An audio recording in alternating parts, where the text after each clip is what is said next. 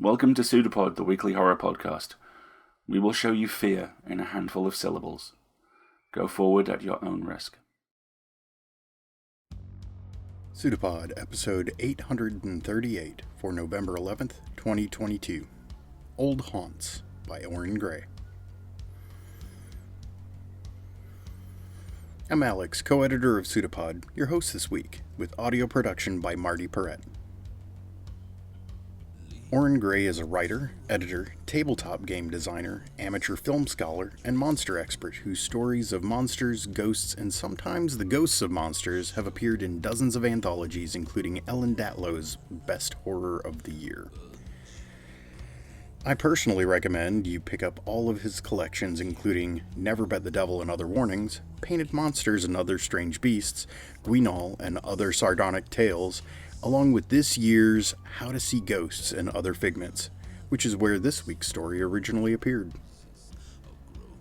Our narrator this week is Bob Eccles. Bob is a parking enforcement officer with the University of Michigan Police Department. He served in the U.S. Army Military Police and is a 30-year radio broadcasting veteran. Bob has previously appeared on our sister podcasts, Podcastle and Cast of Wonders. Bob has also written a few short horror stories of his own. He's a member of the Horror Writers Association, the Great Lakes Association of Horror Writers, and the Fictioneers. Now, buy your ticket and get in line. We have a story for you, and we promise you, it's true.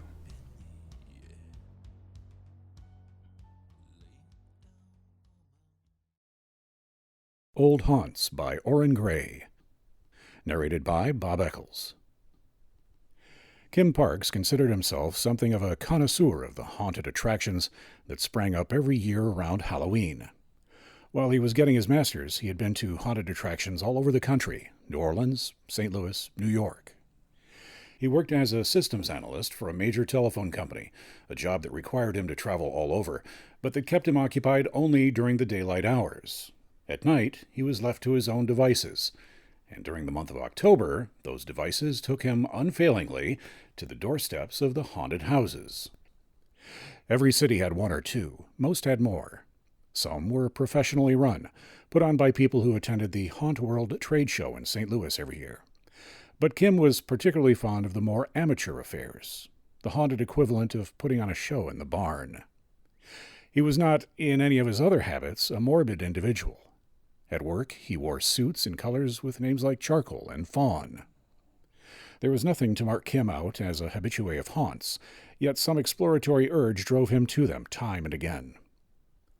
After a while, they became so uniform, dark rooms and strobe lights, with men in masks wielding chainsaws with the chains removed, that every deviation was like a precious stone unearthed unexpectedly in his driveway. These deviations became what he lived for. He had passed through a door cut in a movie screen playing Night of the Living Dead, seen a dragon made of sheet metal breathe real fire, walked across a pulsating floor that buckled and squirmed like a living waterbed beneath his feet, and pushed his way through cobwebbed rooms festooned with silly string. He had been to haunts on islands, on farms, in plantation houses, old hospitals, and even an abandoned doll factory. The haunt he pulled up in front of that October night was just a regular house, built on a cul-de-sac off the highway, on a level above the sidewalk, separated by a low concrete retaining wall, so that Kim had to climb up a short batch of stone steps to reach the front porch. Bungalow style, the house was 2 stories with big, square pillars, supporting a deep front porch. Did it strike Kim as slightly altar-like as he approached, or was that just an embellishment? There was no name above the porch, nor had there been one on the listing he had seen online that brought him here. Haunted House was all it said, followed by an address and a ticket price. On the porch, a man stood next to a wooden box and took Kim's money, handing over a nondescript paper ticket, orange, of the kind that could be purchased in big rolls at any party store. The man wore a costume, though Kim couldn't have said what he was supposed to be dressed as. Perhaps an old-fashioned carnival barker in his top hat and mantled cloak, but that didn't explain the red scarf wrapping his mouth and throat. The ticket vendor looked tired and maybe strung out. Kim wouldn't have been surprised. Haunts could be scary for reasons besides the safe and intentional ones. They were necessarily fly-by-night operations, and many, even the biggest ones, were located in the most burned-out parts of town, where large empty buildings could be rented for cheap. Kim fully expected to wind up with a knife in his gut someday, or at least with tetanus from a rusty nail, or a broken ankle from falling in the dark. Oddly, the thought never dissuaded him. There were a few other people standing around on the porch, smoking cigarettes or talking quietly, waiting for their turn to go in. It wasn't a big crowd, especially for this late in the season, but there were also much bigger and more well-publicized haunts in the city. It's why Kim had chosen this one. A wooden porch swing still hung on rusty, squeaking chains, and a young couple sat in it, the boy whispering something in his date's ear as she stifled a laugh. The only light on the porch came from two dim bulbs, one above the ticket vendor and one above the storm door. They seemed to cast their light only straight down, leaving the rest of the porch in deep shadow, made even deeper by the distant streetlights. Kim counted 6 other people besides himself and the ticket man, all in pairs. Involuntarily, Kim found his gaze drawn back to the man selling the tickets. His eyes were bloodshot and bulging, his face, where it showed above the scarf, pale and feverishly clammy, with a sickly, almost greenish tinge. In the weak light, Kim couldn't decide if it was makeup or not. The man seemed to be waiting for something impatiently, even irritably. Kim imagined that, had he been a cartoon character, he would have checked a comically oversized pocket watch. There was no one else behind Kim in line, and no one else coming up the walk. With a deep-body sigh, the man stepped out from behind his wooden pulpit and drew himself up as best he could. When he spoke, his voice was the croaking rasp of a heavy smoker, or someone who hasn't slept in several days. "Ladies and gentlemen," he wheezed with a flourish, "before we proceed, I must give you one final warning. Despite its humble appearance, this house is unlike any other haunted attraction you have ever visited. If you enter these doors, I can guarantee neither your life nor your sanity. I caution you, if you fear for either, take this opportunity to collect a full refund and depart this place without shame." It was a good speech, and though the man was obviously exhausted, and the speech clearly one that he knew by rote, he fell into it effortlessly. Still, no one took him up on his offer, of course.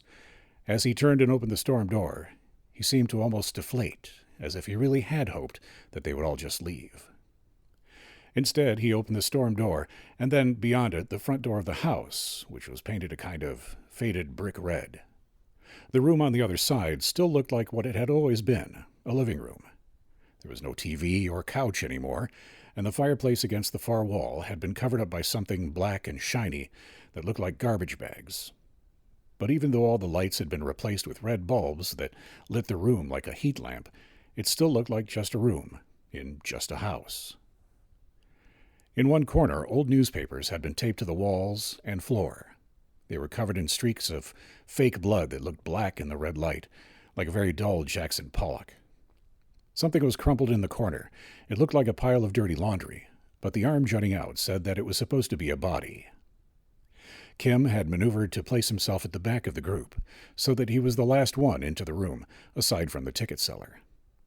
All of the interesting stuff tends to happen to those at the front or the back, and the people at the front were usually pushed forward by the press of those behind. Their fear, sure, but also the rush of the haunt operators to get one crowd through before the next arrived. Kim liked to be in the back, so he had more time to soak up the artifice. No one else seemed to notice anything amiss. There were the usual exclamations of giggled disgust from the girls, the usual rueful chuckle from the guys. Kim's senses had been honed by innumerable haunts by now, though, and he noticed it immediately. The door to the coat closet, that should have contained a knife-wielding killer, stood ajar, and inside there was nothing but a couple of coats, all shoved to one side. The ticket seller seemed to notice it too. He walked across the room and paused by the door on the far side, letting his bleary gaze drift around the room, as though he was equally surprised by the killer's absence. If he truly was, though, he covered it well. "Once," he croaked, "terrible atrocities were committed in this house. What you see before you is merely reenactment. The true horrors lie beyond." While this, too, sounded like a prepared speech, Kim was pretty sure it wasn't. By now, he knew the rhythm of a haunt as surely as he knew those of his own body, and he knew there should have been someone in that closet. As the ticket seller opened the door and ushered the others into the next room, Kim paused beside the dead body on the floor. Closer now, he could see the mannequin's face drizzled in syrup blood, but he was actually squinting to read the headlines on the newspapers. They were about some explorer bringing back artifacts from abroad and donating them to the local museum. "You can still depart if you wish," the ticket seller said from the doorway, gesturing with one too long arm toward the front door, shut once again to keep out any latecomers. Kim pulled his gaze away from the newspapers, shook his head, and followed the others into a room that had once been a kitchen. There were things in the sink, puddles and stains all the way up the cabinet doors. In here was the obligatory strobe light, making the room feel like it was in constant motion. The others were most of the way through already, their limbs seeming to jerk in the flickering light, like a series of still images not quite linked together, a flip book with a few pages missing. In one corner of the room, a staircase led up to the second floor, and Kim was sure as he had been about the empty coat closet, that the tour would normally have gone that way. In the pulsing glow, he could just make out the dummy dangling from a noose above the first landing. Instead, however, the ticket seller had somehow already crossed the kitchen ahead of him, his hand resting on the brass knob of a smaller door set into the wall beneath the stairs. In the throbbing light, he seemed to be moving strangely, his clothes shuddering with hidden life. "Beneath us is the true house," he said, his voice somehow thicker still, filled with mucus. "It's not too late to turn back." Yet he didn't wait to see if anyone did, just opened the door, and one by one the group ducked through. As he passed, Kim tried to get a closer look at the man's face, or his twitching clothes, but the light wouldn't let him. It played tricks with his vision. Was the ticket seller wearing a mask underneath his scarf after all? Out on the porch, Kim would have sworn not, but now he saw something that he was sure couldn't be a man's face, even with makeup. As he followed the couple in front of him down the creaking cellar stairs, he was blinded by the transition from the strobing light into darkness, black spots and flashbulbs dancing in front of his eyes. In time, though, his vision began to adjust, and he saw that the stairs were lit by another light that seemed to creep up from the cellar ahead. The steps themselves were wooden slats, with spaces in between where hands could reach out to grasp unwitting ankles, another thing that should have happened in a regular haunted house. The sides had been blocked with pieces of pegboard, hung with the usual detritus of fake rats and bones and shrunken heads.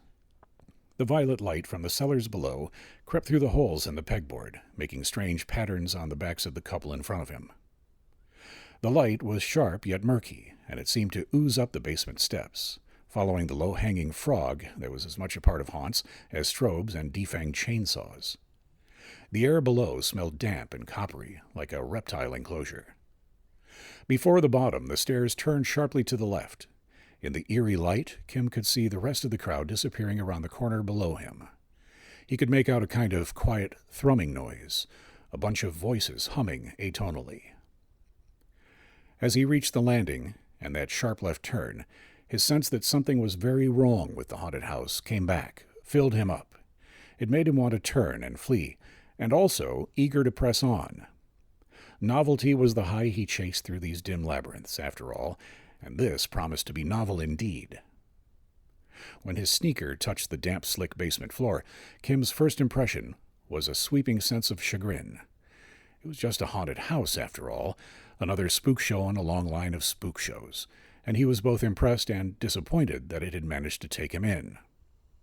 The rest of the crowd was strung out in a loose group at the base of the stairs, as though uncertain of their place in the tableau of the room.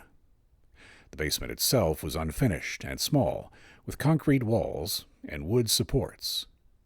Unlike the rest of the house, it hadn't been decorated except with one central prop. In one corner, a mundane washer and dryer still sat.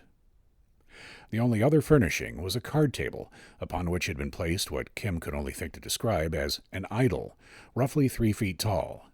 It was carved from some kind of purple-black stone that made Kim think of the volcanic glass that his mother had brought back from a trip to Maui. He was hard-pressed to say what the thing was carved to look like. It was hunched forward like a gargoyle, and its back was swollen and bulbous, its head a mass of holes or protrusions, and how was it that he couldn't tell which? Standing around it were the rest of the haunt's staff, the ones who had been missing from the rooms above. Here was the man in stained coveralls, a blood-stained plastic knife now hanging limply from his fingers. There, a girl in a torn white dress and overdone silent movie makeup, who should probably have been descending those kitchen stairs. The atonal humming sound was coming from their throats, as they all stood around the statue, arms at their sides, heads cast back, eyes rolled up in their sockets. And though they were all wearing costumes, it was also like they were wearing another costume beneath it. The girl in the white dress had one arm that was much longer than the other. The man in coveralls had split his costume down the back to reveal a hump-like cancerous growth that swam with yellowy eyes. And though the light cast smoky, undulating shadows on the walls, they weren't the shadows of the figures that surrounded the idol. No, this was not just another haunted house. Kim knew it absolutely now. Knew it in his guts and his bones, not just with a creeping sense of wrongness he had felt before. He didn't know exactly what it was, instead, and in the months and years that followed, he would lie awake at night often, struggling with the fact that a part of him wanted to stay and find out. He was never sure what allowed him to break away, to turn and run, only too late remembering the ticket seller behind him, blocking the foot of the stairs. Half in a fall, Kim scrabbled at the man, and the scarf wound round his throat came off, revealing a shuddering, clenching mass of wet red flesh where a mouth should have been. Behind him there were sounds of movement now, perhaps a choked-off scream, and a breathing like a wet bellows. There was a gust of hot, fetid air at his back, but he didn't look over his shoulder. He shoved past the ticket seller, recoiling at how much his flesh felt like a great tongue. Up he went, through the strobe-light kitchen, the murder-scene living room, leaving the storm door slapping against the siding as he crossed the altar-like porch.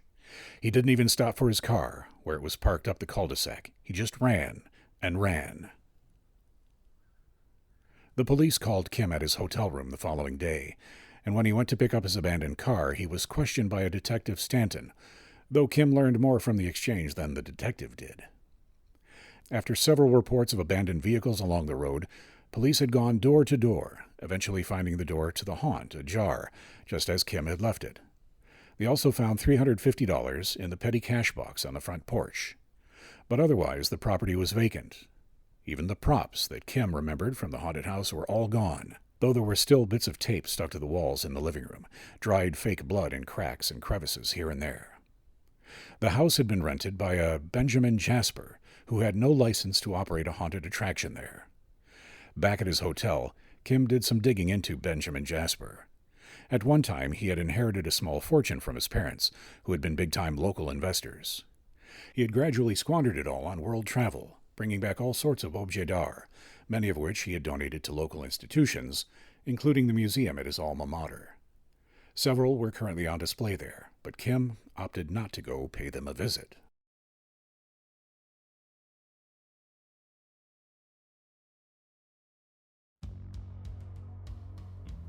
Oren Gray clearly loves visiting haunted houses, both real and those wonderful seasonal experiences that delay the annual arrival of Mariah Carey. Old Haunts appeals through its love of haunted house attractions while placing us in the jaded perspective of those who have maybe numbed ourselves a bit too much with horror. Jump scares don't elicit the same thrill. But when things really go sideways, our hearts sing with joy as they hammer with fear. Thank you, Oren, thank you, Bob, and thank you, Marty, for this wonderful episode. If you liked Old Haunts, go pick up the whole collection. How to See Ghosts is an excellent opener for the collection. It evokes latter Bradbury in his literary nostalgia phase and lends itself to great post-Halloween introspection. Oren's work never fails to delight. This is a superb collection, and we argued long and hard over which story should be part of the showcase.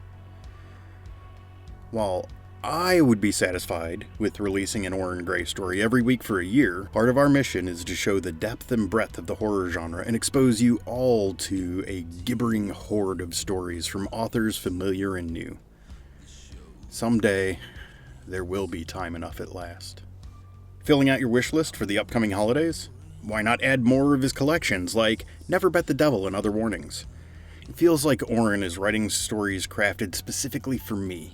I'm a sucker for tortured artists, uncompleted cult films, and monster stories. The collection is infested with ghouls crawling underneath the surface. Oren riffs on the Cthulhu mythos in a fresh and modern fashion. One of the most significant examples of this modern response is Black Hill, which presents oil as the castings of things which are not dead, yet lie eternally. My most recent reading of this story also made me think about The Horse Lord by Lisa Tuttle. By the way, both of these stories are available for free listens in our back catalog. Both of these stories include the sacred sites of Native Americans, but instead of using this to develop a revenge story, we are presented with bold warnings. Yet no one remains to interpret them, and are thus ignored. This brings revenge home in a different fashion, as all of this could have been prevented if we just knew how to listen, if there was anyone left to tell us. This lands a punch closer to home of the impacts of genocide. And I love how one takes the anxiety around non-renewable resources and capitalism, while the other explores the anxieties at home in the nuclear family. In Painted Monsters and Other Strange Beasts, Oren's love for vintage horror films and comic books oozes between the cracks of every line. Night's Foul Bird really evoked the mood of the silent classic Nosferatu for me. So much great use of creeping dread and shadows. One of my perennial favorites is The Worm That Gnaws and its luckless resurrection men. The unsettling imagery and the inexorable pursuit is delivered through a perfect narrative voice. And the reading by Ian Stewart, also in the back catalog, is not to be missed. It elevates an already exceptional story. One of the main goals of this collection was to consist almost entirely of stories that dealt with cinema, either head-on or obliquely, and the evolution of horror cinema throughout the middle of the 20th century. Strange Beast wanders through that delightful territory of a buried cult film being revealed, while Persistence of Vision uses the shorthand language of that medium to crank the tension. Painted Monsters explores the edges of a lost cult film and why all the copies were burned. This longer piece was excellently paced and jam-packed with atmosphere and monsters. In Guinal and Other Sardonic Tales, the silver screen flickers and then gleams in sharp detail and uneasy contrasts. Every corner of the screen is filled with monsters, films as the esoteric text, forbidden cults, and body snatchers. The popcorn is covered in atmosphere straight from the yellow nozzle.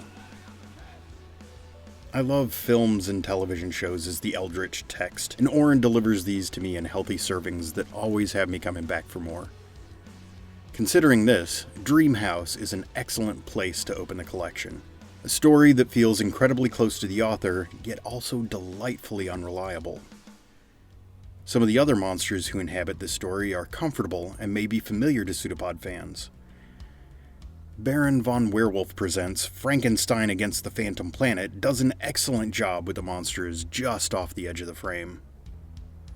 The Cult of Headless Men is a love letter to schlocky horror films that never forgets that it's a story. While I'm not entirely sold on the ending, it's also a fitting tribute to those films. Possibly my favorite of this third collection, Horispicat or Scry, is particularly effective because of the gaslighting and the perspective on childlessness. I really enjoyed the slow burn and the skepticism slowly being eroded. When a Beast Looks Up at the Stars feels like one of the darkest stories Oren has produced, and it is creeping into Legati territory. Guinal delivers mood and creep with the attic full of marionettes. Thanks for listening to me talk about a few books I love, and I hope you consider picking these up for yourself and or the monster kid in your life. While your wallet's out, please remember that this shambling Shoggoth is entirely donor-driven. Head on over to pseudopod.org and click on Feed the Pod. We love and appreciate each and every one of you that helps keep us rolling, and we note your names carefully in the book of who is to be eaten first or last, depending on the preference you filled out in the audience feedback survey. Speaking of which, our 2022 audience feedback survey goes live on November 15th and runs through the 30th. Responses are anonymized, but participants have the chance to win an Escape Artist swag bag. Also, if more PseudoPod fans respond than the others, they promise to let us push all the buttons, even the big red one, on the control deck of the Escape Pod. And the dragon promised to hand over a significant portion of the hoard of coins and the head of Vecna. And we get to bring the set pieces from the Cast of Wonders theater production of Sweeney Todd to decorate our guest parlor. Yeah. We would appreciate it a lot if you helped us out. Honor Halloween in your heart, and try to keep it all the year. PseudoPod is part of Escape Artists Incorporated and is distributed under a Creative Commons Attribution Non-Commercial No Derivatives 4.0 International License. Theme music is by permission of Anders Manga. PseudoPod can't help it when people are frightened. We always want to frighten them more. It's a pseudopod. It's a big foot. It's all about podcasts these days.